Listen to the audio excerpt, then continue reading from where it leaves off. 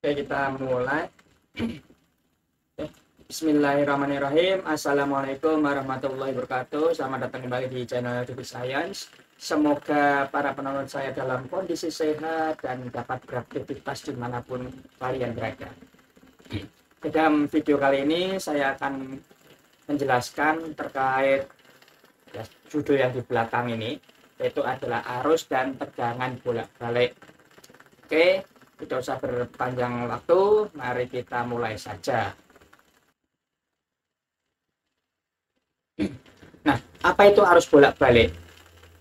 Ada suatu arus yang arahnya berubah-ubah dan secara bergantian. Begitu juga nanti untuk sumber tegangannya. Nah, di sini contoh dari sumber tegangannya adalah generator arus bolak-balik. Kemudian bentuk arus bolak-balik yang paling sederhana adalah yang bentuk sinusoidal. Oke, untuk mempermudah penjelasan ini, mari kita lihat simulasi berikut ini.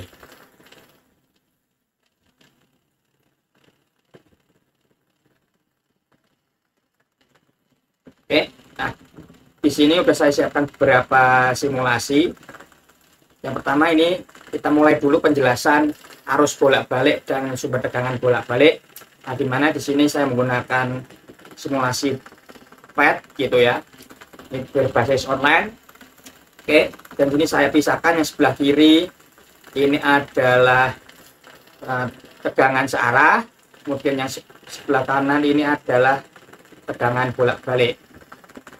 Nah, oke, mari kita lihat tegangan searah itu seperti apa. Dan di sini saya menggunakan alat yang namanya osiloskop ya, tapi untuk mengukur tegangan. Oke, kita cek. Oh, ini belum. Nah, oke, sini terlihat.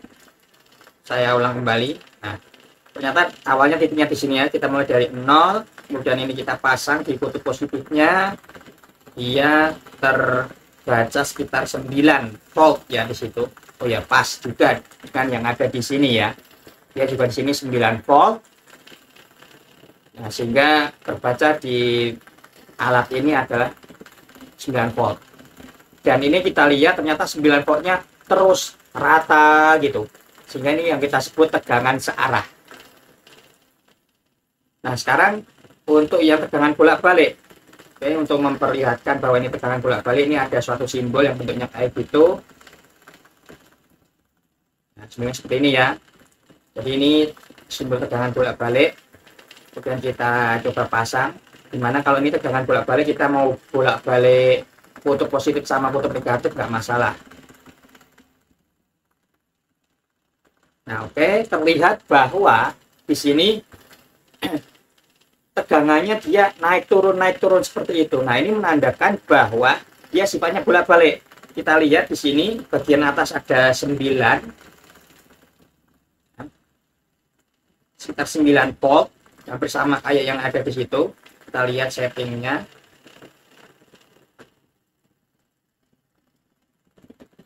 Nah ya, di sini 9 volt. Di sini 9 volt itu ada 9 yang maksimal, nilai maksimalnya. Ini bisa yang di atas, bisa di bawah. Berarti kalau pas di atas dia 9 volt positif, ketika di bawah dia minus 9 volt. Ini yang kita maksud tegangan bolak-balik. Dan arusnya pun juga terlihat dia bolak-balik. Kita lihat, kita pasang. Nah, di situ terlihat naik turun juga untuk arus listriknya. Jadi itu sekitar 0,9 ampere ya untuk arus listriknya. Ini 0,9 ampere. Nah, untuk yang ini, yang DC, kita coba lihat, udah searah, rata gitu kalau searah. Oke, jadi dapat dipahami untuk yang ini, apa itu tegangan bolak-balik dan arus bolak-balik.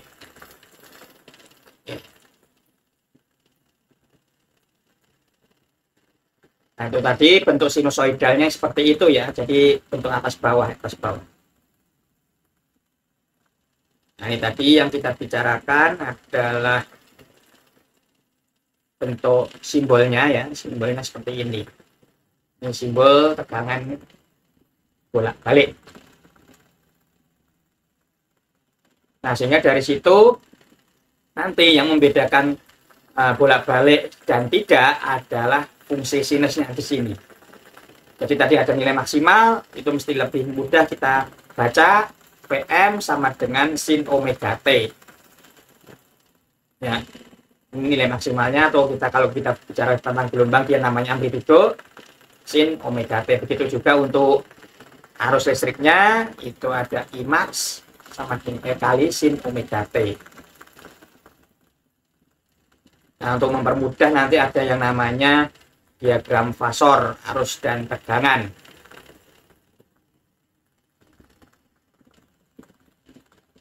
Nah, kemudian di sini karena tegangannya itu naik turun, maka ada yang namanya VRMS atau tegangan root mean square atau rata.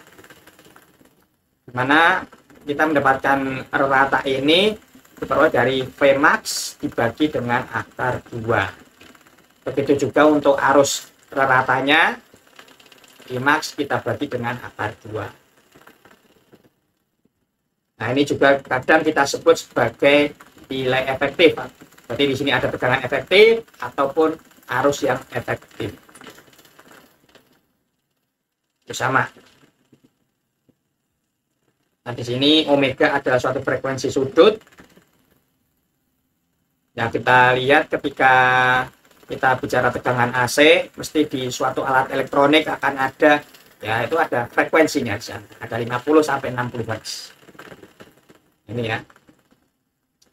Nah, kita lihat di sini contohnya, ya, ini tegangan listriknya ada frekuensi ini. Ini yang nanti kita bisa masukkan ke dalam suatu omega, itu tadi kecepatan sudut.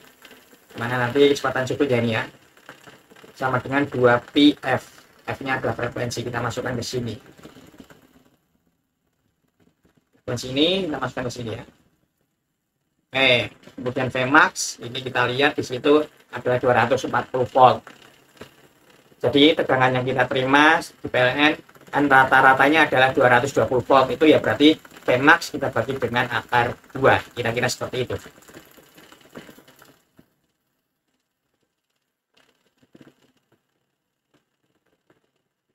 Nah, kemudian di sini ada rangkaian resistor sendiri. Jadi masih ingat terkait sama listrik waktu itu ya, listrik dinamis, di mana arus mengalir pada suatu hambatan.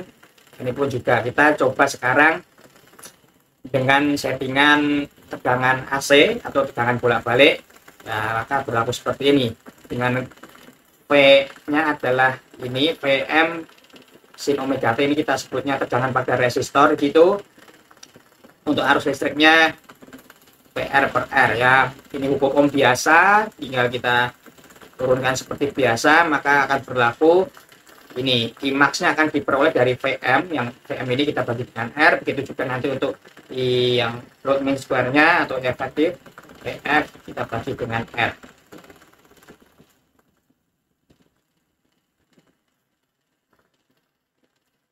Nah, kemudian ada rangkaian induktor. Oke, sebelum ke rangkaian induktor, sepertinya kita perlu jelaskan. Nah, oke, yang ini kiri atas ini adalah suatu rangkaian resistor murni gitu ya, dengan kita pasang di tegangan AC. Dan ini kita lihat tegangan AC-nya Vmax-nya adalah 9 volt. Kemudian arus listriknya Imax-nya 0,9 volt, ya hampir mirip dengan yang ini, yang DC gitu kan.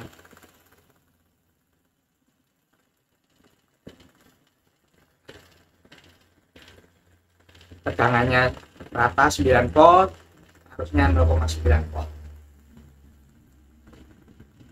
Ini pun juga nanti kita coba hitung untuk arus listriknya, Imax-nya 0,9 volt. Jadi 0,9 volt di sini ini akan jadi Imax di tegangan AC ataupun arusnya nanti.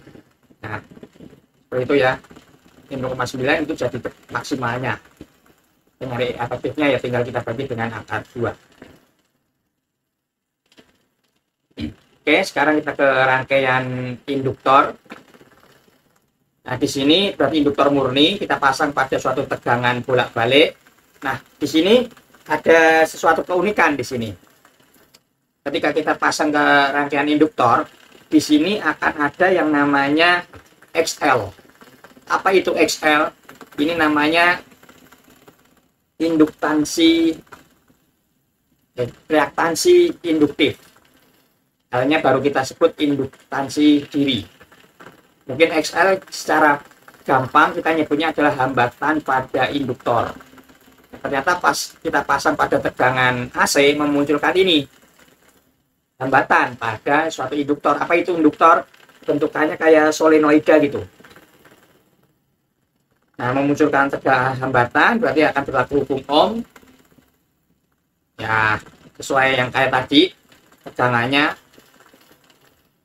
Tmax kita bagi dengan XL, ya efektifnya sudah kita bagi dengan XL, begitu. Dimana XL-nya kita sebutnya adalah reaktansi induktif. Omeganya kecepatan sudut atau frekuensi sudut, L-nya induktansi diri, induktansi induktor dengan satuan Henry ya. Oke.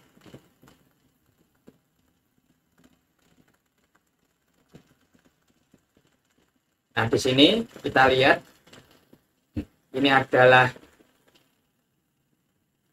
rangkaian induktif. Kita pasang, nyala gitu ya. Nanti akan ada arus listrik yang mengalir. Nah, di sini terlihat bahwa dia punya induktansi dirinya 5 Henry. Kemudian tegangannya belum kita coba pasang. Gimana aja sih?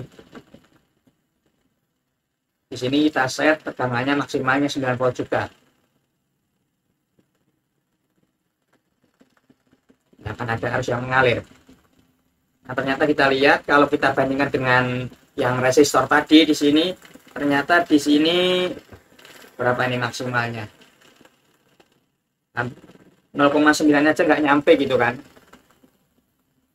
Kalau yang di tadi kan dia di resistor dia 0,9 maksimalnya nyampe gitu. Tapi kalau di sini dia nggak nyampe.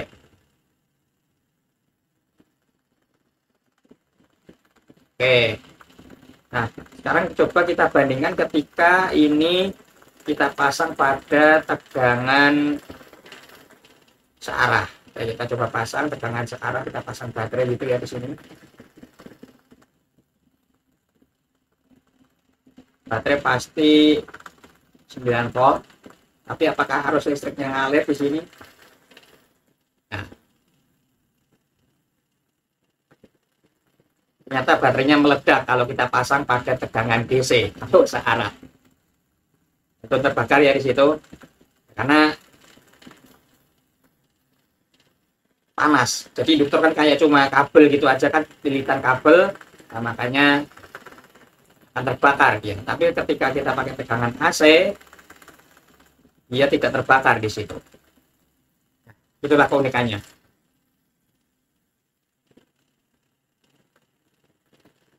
Oke, sekarang kita ke rangkaian kapasitor. Ini juga punya keunikan sendiri. Ketika kita pasang tegangan bolak-balik, itu arus akan mengalir. Jadi sini rangkaiannya rangkaian kapasitor murni, ternyata arus nanti akan mengalir, dan di sini akan memunculkan yang namanya reaktansi kapasitif. Ada XC, ya hampir mirip kayak reaktansi induktif tadi, 1/omega C. Yang IE-nya juga sama dengan hukum Ohm, efektifnya juga sama dengan hukum Ohm. Ini hukum Ohm semua. Oke, sekarang kita coba bagian simulasinya. Nah, kita lihat ya. Oh ya, di sini arus listrik tidak mengalir, belum saya pasang. Kita coba ini kapasitor, rangkaian yang bawah ini kita pasang. Oke, arus mengalir sebentar dia. Sebentar, sorry, ini karena dia tegangan AC ya, jadi arus akan mengalir di situ. Tapi sekarang coba kita pasang di sini tegangannya searah. Oke, arus masih nol, kita pasang aja gitu. Nah, itu ada sedikit arus ngalir ketika pas di awal, karena pas dipasang dia akan mengisi si lempengan kapasitornya. Dan kita coba lagi pasang yang bolak-baliknya.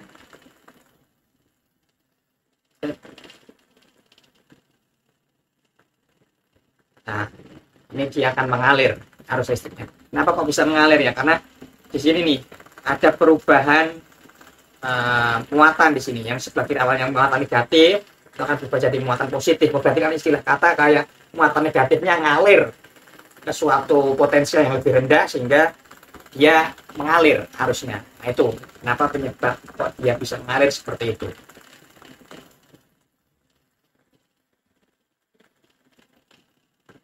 Oke, kemudian kita contohkan tadi.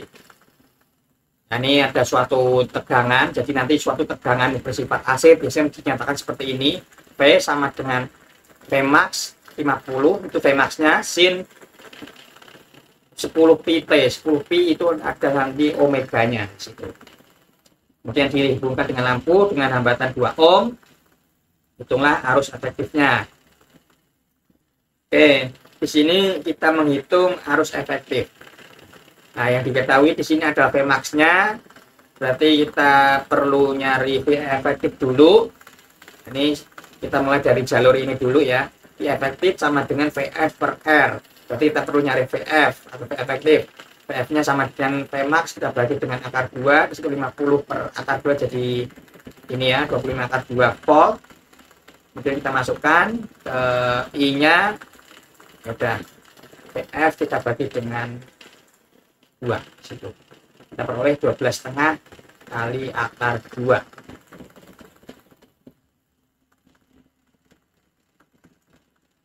Oke, kemudian yang untuk induktor, nah di sini ada induktor murni dirangkai dengan tegangan AC. Rangkai tersebut bertegangan maksimumnya 500 akar 2 volt dengan frekuensi segitu. Yang ditanyakan adalah reaktansi induktif, berarti XL.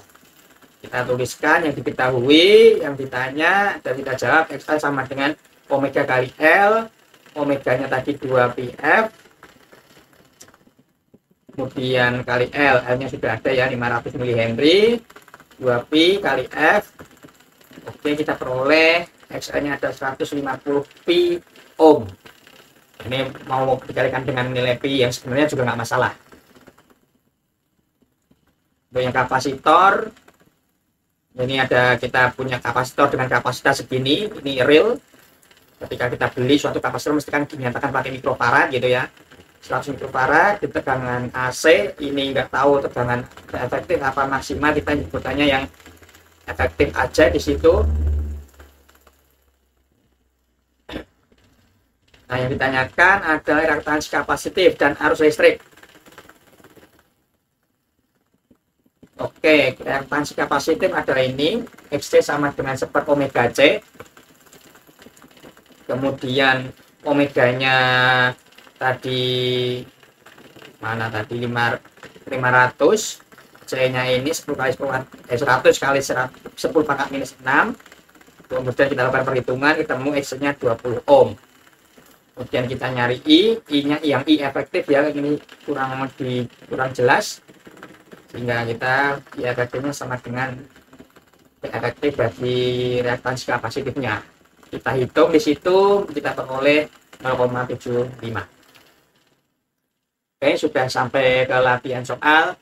Jadi nanti tolong dikerjakan buat latihan di rumah gitu ya. Tapi karena udah latihan soal berarti berakhir sudah video kali ini. Oke, karena sudah ada latihan soal tadi berarti berakhir juga video kali ini. Terima kasih sudah menonton hingga akhir. Semoga ilmu yang saya berikan ada manfaatnya dan sampai jumpa dalam video selanjutnya. Wassalamualaikum warahmatullahi wabarakatuh.